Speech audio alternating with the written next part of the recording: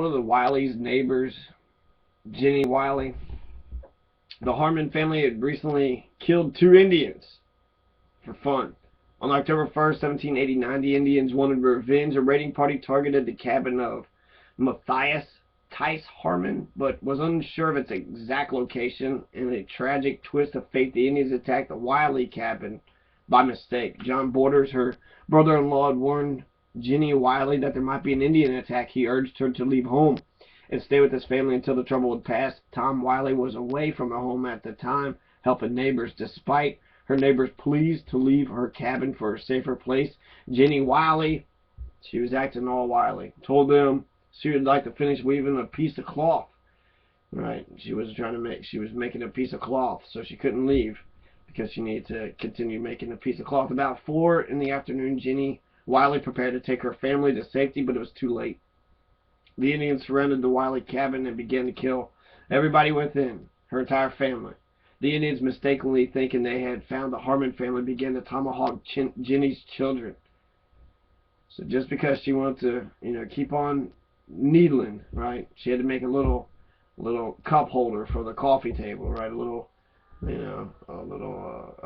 a glass thing, a little, piece of a quilt cup holder. That's the reason why her whole family had to die, right? We had to wait. Everybody had to wait for her, right, when she was comfortable. Didn't want to just take people's word for it. Didn't realize the threat was, like that close.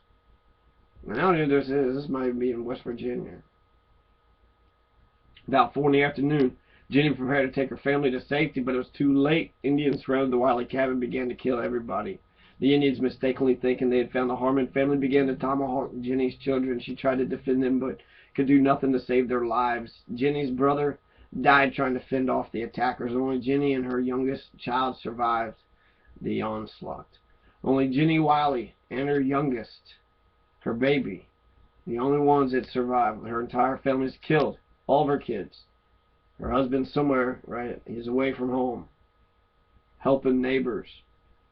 So he's like just around the corner, just at 4 o'clock. Where is he at? He should have been home. Should have brought her to safety. If they would have known. Taught her how to shoot a gun. They should have been waiting. How old were these kids?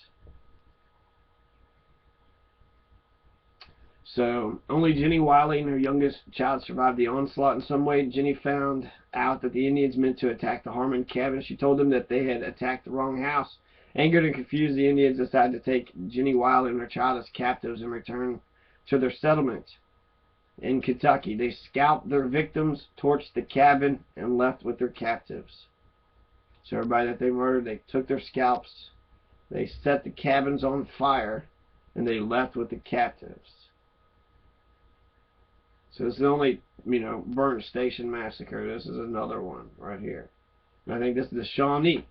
The Shawnee. And they take her to Boone County, to Big Bone Lick. So they traveled all across. They took her out of West Virginia or Virginia, took her across mountains, took her all the way to Boone County. That's how far they took Jenny Wiley. So they killed her entire family, right? Her brother died trying to fend off the attackers. She was mad. She was mad about the thing, but they imprisoned her instead of actually. Although she made every effort to keep up with her captors, Jenny began to fall behind. Frustrated by her slowness, one of the Indian leaders seized her child from her and dashed out its brains against a large beech tree.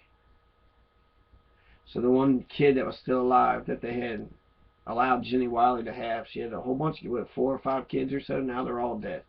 Now there's not a single kid to carry on the Jenny Wiley legacy.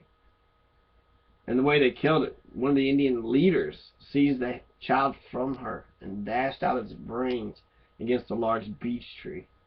Just like that 139 Psalms, blessed will he be who dasheth thy little ones against the stones. It wasn't against the stones, it was against beech trees. And it was a baby. The Indian then scalped the child and forced Jenny to continue her march. To make matters worse, Jenny Wiley was pregnant and prematurely delivered her 5th child. Amazingly, the child, a little boy, lived. When the little boy was 3 months old, the Indians decided to give a test of manhood by tying a the child to a piece of bark and placed them in a cold stream of water. If the child cried, then he would be unworthy and be killed. If he did not cry out, then he would be adopted into the tribe. Unfortunately, the child cried. The Indians tomahawked him to death. So even the next kid, the next baby for Jenny Wiley, who just wanted to live on the frontier with her husband and kids. Just, she trusted her husband. But here, her entire life has been taken away from her because the Shawnee Indians had murdered her whole family, including the newborn that she had while she was trekking through Kentucky wilderness on their way to Big Bone Lick State Park. They were going to the park.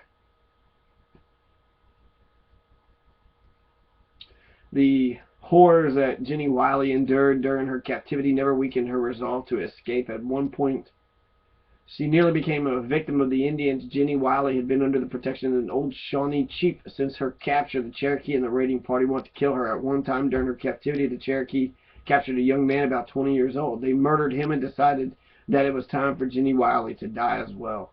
So this is Shawnee and Cherokee are part of this raiding party. Tied to a small oak tree, Jenny Wiley faced a brutal death by burning at the stake. She appealed to the old Shawnee chief for protection, but he declined to help her. Seeing that no one would help her, she stoically faced death. When the Cherokee chief saw her bravery, he stopped the execution. The Cherokee chief paid the Shawnee for Jenny and decided to take her to his village on the Little Sandy River to teach his wives how to weave cloth. And right before the Cherokee had the chance to take her, she made her escape. During a heavy rainstorm, Jenny Wiley made her way from the Indian camp. After a harrowing journey through the forest and over swollen streams, Jenny arrived at the banks of the Louisa River and to a relief settlement called Harmon Station. Henry Skaggs floated across the river on his raft to bring Jenny to safety at the fort. Her 11-month ordeal was over.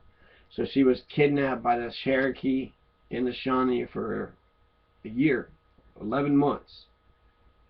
And eventually she ran when the Cherokee chief paid for her because she had showed bravery right before they was going to kill her. Jenny Wiley reunited with her husband, which she probably, where was he the whole time?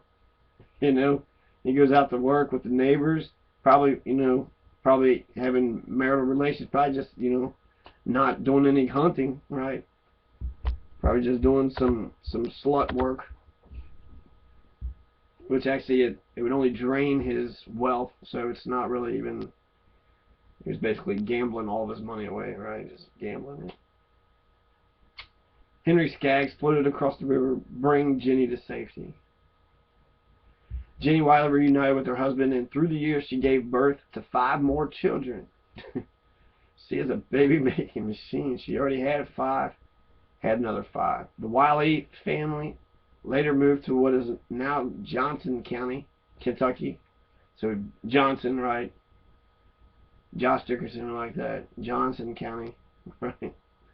On the banks of the Big Sandy River. Tom Wiley died about 1810, and the indomitable Jenny Wiley lived on until 1831. The Jenny Wiley State Resort Park opened in 1962. The lodge is named for Andrew Jackson May, a local native and congressman. For many years, the park has 49 lodge rooms, 18 1- and 2-bedroom cottages, a dining area that seats 244 people, convention center, hiking trails, picturesque Dewey Lake, disc golf, and 121 site campground. From June through August, the Jenny Wiley Theater Company performs Broadway musicals. Also located in the park is Josie Harkins School. This one-room country schoolhouse operated from 1924 to 1987, making it the last one-room country schoolhouse in Kentucky. So that's in, wherever that's at. Some county, right. The building was moved from Daniels Creek in Floyd County to the park as part of the Commonwealth of Kentucky's bicentennial celebration. So there used to be the Josie Harkins School. I don't even know where we're at right now. They said that she was established January 1st, 1954. Originally known as Dewey Lake State Park, Jenny Wiley State Resort Park became part of Kentucky State Park System January 1st, 1954. So it's on the Dewey State Lake, and we all know that the Dewey State Lake is in Kentucky, right? The Dewey State Lake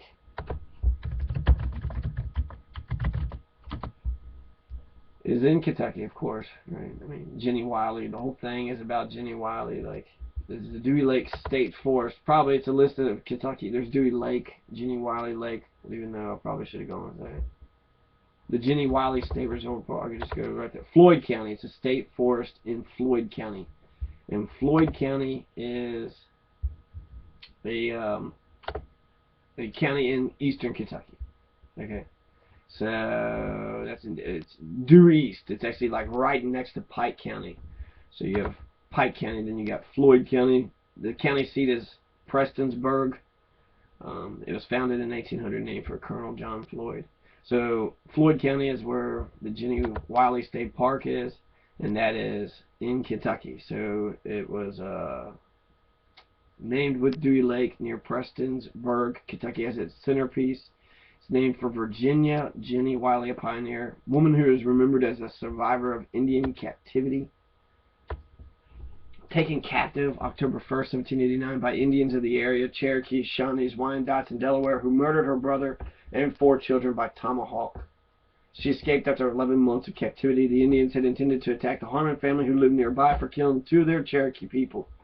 So Cherokee, Shawnees, Wyandottes, and Delawares. They're putting Wyandottes and Delawares in with this.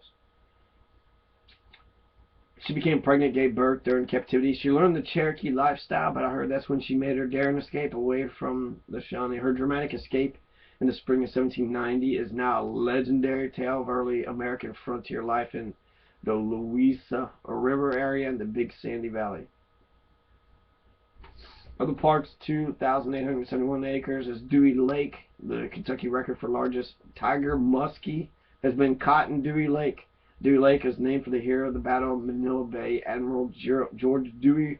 When the United States Army Corps of Engineers built the lake in 1951, the park lies in a moist Appalachian environment dominated by maple, pawpaw, and tulip poplars.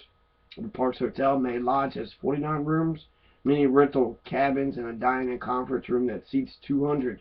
The Music Highway Grill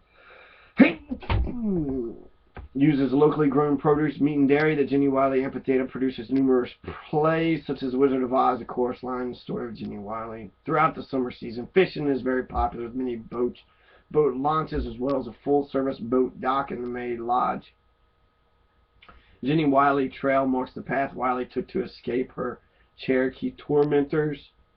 So the trail marks the path that she actually wrote, she was running away on. It is advised that lone hikers do not take the path because of trail difficulty. So this path is too hard for even us to follow. But that's probably why Jenny Wiley was walking on this trail, so nobody would follow her. She was smart and cunning, right? Still don't know where they said that she was,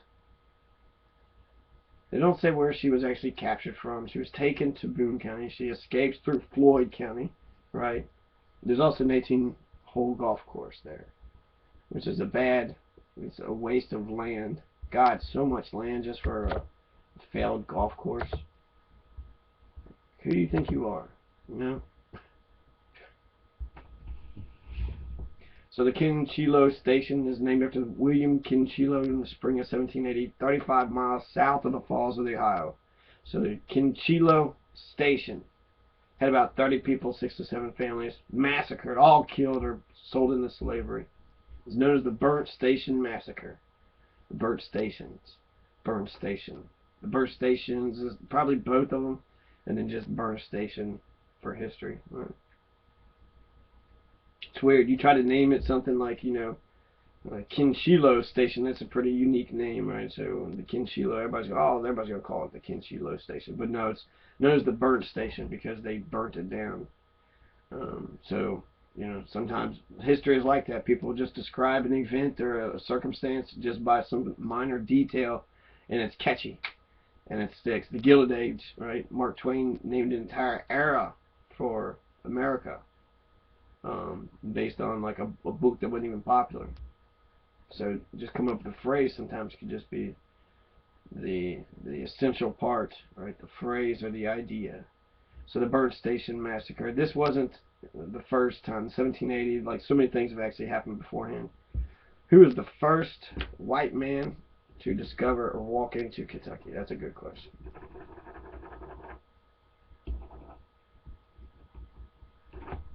Hernando De Soto. He did it in May 10th, 1541. So that's White Man Day for Kentucky. 1492 is Columbus, and then 50 years later, right? Not even less than 50 years. May 10th, 1541, you had Hernando De Soto marching after the victories with Pizarro, burned down the entire Incan Empire, right?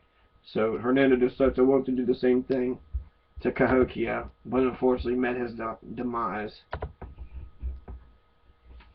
But he was in Kentucky. He crossed Kentucky. That was 1541. Then nothing happened for like 100 years. Abram Woods was captured by the Shawnee, so there's a first-person historical account, 1669, of Abram Woods, and then there's Gabriel Arthur, 1679, about the same time. He was captured too. So actually, Abram Woods might have been the survey, and then Gabriel Arthur was kidnapped. So this goes to the argument of who's the first white man or European in Kentucky. And in fact, actually, who's the first man? That would just, any name, I think would help. Just list the names in order. And name the bones, right, with carbon dating, and say this is the oldest man in Kentucky. I heard there's no bones for the prehistoric people, for the Paleo Indians. So the Abram Woods, Gabriel Arthur, then Charles de Laquelle. He discovered the Big Bone Lake Eater, 1729, 1739. So Laquelle, Abram Woods, Gabriel Arthur, Thomas Walker, Christopher Gist. Christopher Gist actually was, this is 1750. And also remember, an important date, I guess, for Kentuckians is 1754 to 1763. That's when the French-Indian-British War happened, the French and Indian War, but it was against the British Empire. It was before America was America. It was with George Washington. Christopher Gist ended up saving George Washington's life 2 times. And before the French-Indian-British War, he had surveyed Kentucky in 1751. So the British had surveyors, the French had surveyors. Everybody was trying to get Kentucky. That's what the whole point of the entire Revolution. The American Revolution was just about the acquisition of Kentucky. That's a bold statement, I know, but there it is. I threw it out there. That's how important Kentucky was. Just like Abraham Lincoln, we can only hope to have God, but we've got to have Kentucky. We can hope to have the Lord and Savior and the all-powerful and the Almighty. But I would sell my soul to the devil just to get Kentucky on my Hinkston's station that was abandoned. Mary Draper Ingalls, she was also kidnapped by the Shawnee in 1755. I think she was from Virginia, carried to Boone County. Okay, I don't know. I think it's Mary Draper Ingalls. She was taken to Boone County. So maybe Jenny Wiley wasn't. Maybe she was just carried in eastern Kentucky. The actual trail of Jenny Wiley is in dispute. Floyd County claims, and in the park, Jenny Wiley Park, that's the path that she had taken. Mary Draper Ingalls is what I wrote down here, was taken to Boone County because there was a statue at the Public Library at Burlington. So I just confused Mary Draper Ingalls with Jenny Wiley, which I think is actually okay, because it's like, who was the first white woman into Kentucky? And that's how, the Shawnee didn't like the white people taking their lands, but they loved the white women. And so they kidnapped both of these. They spared her for a long time. So either she was really attractive, or maybe they believed her story or whatever. So the chief wanted to hold on to her. But then Mary Draper Ingalls, the same thing happens, kidnapped by the Shawnee. So the Indians are just pulling for the white women to get into Kentucky. So maybe it was just their expression of love, and they just didn't know how to communicate that love, So this is going on for about 19 minutes and 40 seconds. On the back here, I got something about Martin's and Ruddle Station. So there's more stations that were burnt down. John Stewart was found in a hollow tree. So John Stewart was there helping Daniel Boone in the very beginning. But they found him in a hollow tree. 1770, they found his bones in a tree after supposedly an Indian killed him, but it could have been anybody. He disappeared while hunting. Jon Stewart. I think the mystery of Jon Stewart. And Jon Stewart, it's not like, the comedian, The Daily Show. It's spelled like his name. So it could have been a relative of Jon Stewart.